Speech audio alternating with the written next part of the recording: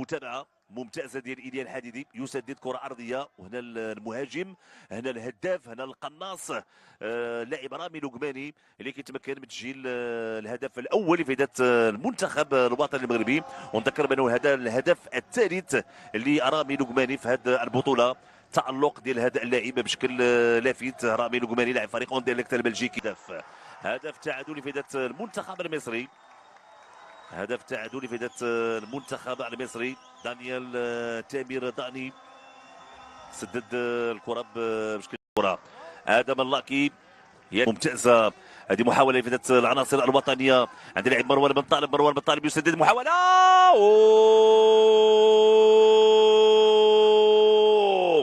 هدف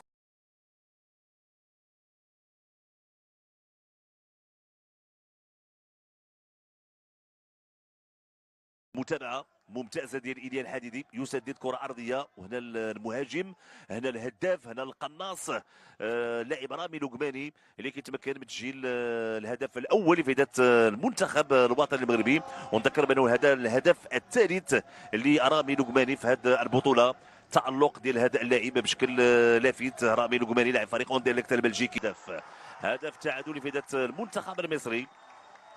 هدف تعادل لفائده المنتخب المصري. دانيال تامر داني سدد الكره بشكل كره.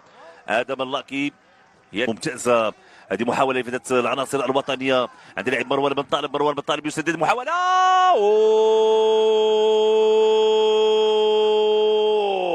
هدف